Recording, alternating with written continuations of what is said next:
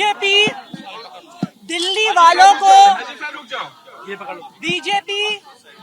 दिल्ली वालों को धोखा दे रही है, उनके साथ फर्जीवाड़ा कर रही है। 1 साल पहले इसी विधानसभा में 1 लाख करोड़ का फर्जी बजट पेश किया गया था।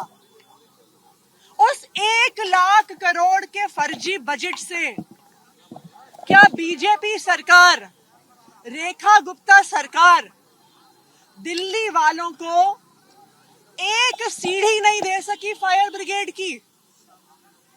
पालम अग्निकांड में 9 लोग जल के मर गए।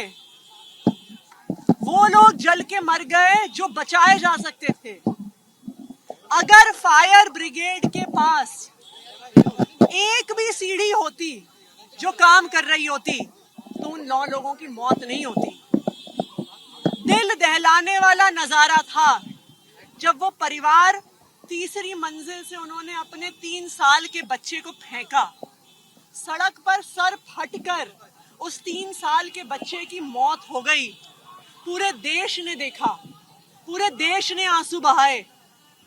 लेकिन ऐसी बेशर्म सरकार है रेखा गुप्ता सरकार, बीजेपी सरकार, के सदन के अंदर बैठ के उस परिवार को गालियां दे रही है। शेम।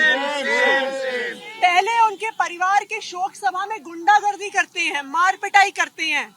जिस आदमी ने अपने 9 परिवारजनों को खोया उसको धमकाते हैं, और अब सदन में उस परिवार को दोषी ठहरा रहे हैं।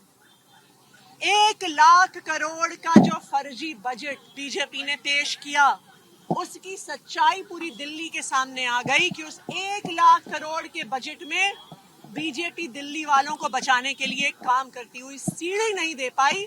ये है भारतीय जनता पार्टी की सच्चाई। और इसीलिए क्यों रोकते हैं हमारे विधायकों को अंदर जाने से?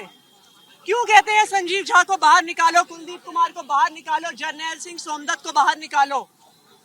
क्योंकि जब विपक्ष के विधायक पूरी संख्या में अंदर होंगे तो भारतीय जनता पार्टी की सच्चाई दिल्ली वालों के सामने आएगी। इसीलिए एक एक करके आम आदमी पार्टी के विधायकों को बाहर निकालते हैं।